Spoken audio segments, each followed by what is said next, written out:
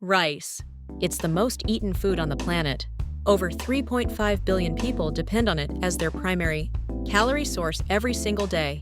And yet in Western wellness circles, it's been quietly villainized.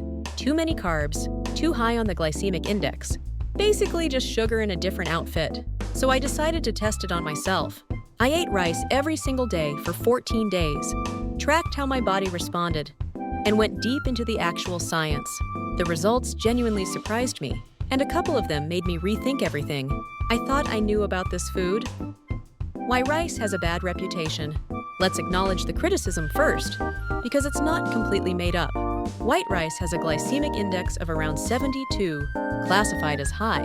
The glycemic index measures how quickly a food raises your blood. Sugar and high GI foods have been associated with insulin spikes, increased hunger, and over time, a higher risk of type 2 diabetes. That's a real concern. There's also the comparison to brown rice.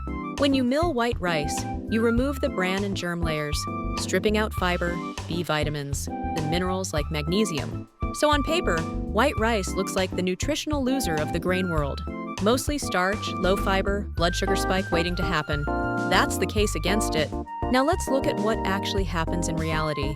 Because the paper version of nutrition and the real-world version are often very different things. The energy shift. The first thing I noticed wasn't negative at all. It was energy. Consistent, steady energy, especially in the mornings. There's a physiological reason for that. Rice is predominantly complex carbohydrate, and carbohydrates are your brain's preferred fuel source. Your brain consumes roughly 20% of your body's total energy, despite being only about 2% of your body weight. A reliable carbohydrate source keeps that system running smoothly. I also wasn't as hungry as I expected. Here's something most people don't know.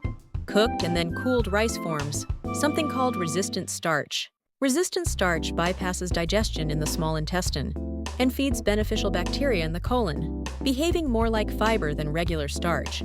A 2015 study in the Asia-Pacific Journal of Clinical Nutrition found that cooling cooked rice increased its resistant starch content by up to 2.5 times compared to freshly cooked rice. Lower glycemic response, better satiety. I started eating a lot of day-old rice and genuinely felt fuller for longer. Digestion and gut changes. By the end of the first week, my digestion had noticeably changed, and mostly in a good way. Less bloated, more regular, calmer overall. This isn't unusual. Rice is one of the most easily digestible grains available, used clinically in bland diets for people recovering from gastrointestinal illness. It's low in FODMAPs, the fermentable carbohydrates that trigger bloating in a lot of people, and essentially free of gluten, proteins that cause inflammatory responses in sensitive individuals.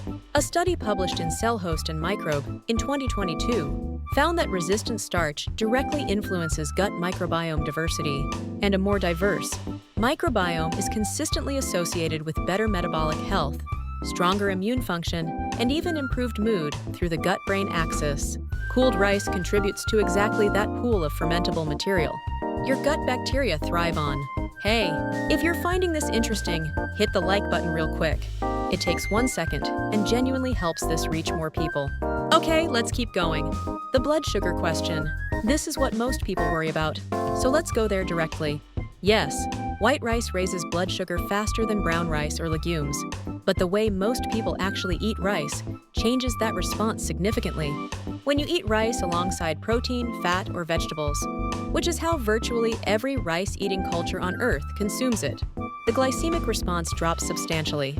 Fat and protein slow gastric emptying, meaning glucose enters your bloodstream more gradually. The glycemic index of a food measured in isolation is often very different from how it behaves in an actual meal. A large study published in BMC Public Health in 2020 analyzed data from over 132,000 participants across 21 countries and found that white rice consumption was not significantly associated with cardiovascular disease risk. After adjusting for overall dietary patterns, the totality of the diet mattered, not the rice in isolation. The Japan paradox is worth mentioning too. Japan has one of the highest per capita rice consumption rates in the world, and one of the lowest obesity rates, with an average life expectancy of around 84 years. If white rice were the metabolic disaster, its critics claim this picture would look very different. Rice becomes a concern when eaten in very large portions, with minimal protein or vegetables. Rice is the entire diet rather than a component of one. Context is everything. Wait what actually happened. I weighed myself on day 1 and day 14. After eating rice every day, alongside vegetables, eggs, fish, and legumes, I lost 1.2 kilograms. I wasn't trying to lose weight or restricting calories. My working theory, the resistant starch effect, combined with the natural portion structure, rice creates in meals, led to modest calorie moderation without deliberate effort. A 2019 review in Nutrients journal found that resistant starch consumption was associated with reduced appetite and lower overall calorie intake compared to control diets. You feel full, you eat less, you don't feel deprived. I want to be careful not to oversell this. 14 days is short, one person is not a study, and metabolic responses to carbohydrates vary significantly based on genetics, insulin sensitivity, and activity level. People with insulin resistance or type 2 diabetes need to be more careful with rice intake. And that kind of experiment should involve a doctor or dietitian, not a YouTube video. What type of rice actually matters? Not all rice is the same, and the differences are worth knowing. White rice is the most digestible, but least nutrient-dense. Brown rice retains the bran layer, giving it more fiber and B vitamins, but also higher phytic acid levels, which can reduce mineral absorption, a minor issue for varied diets, but relevant for people relying heavily on rice as a staple. Black rice is genuinely underappreciated. It contains anthocyanins, the same antioxidants found in blueberries, with demonstrated anti-inflammatory properties.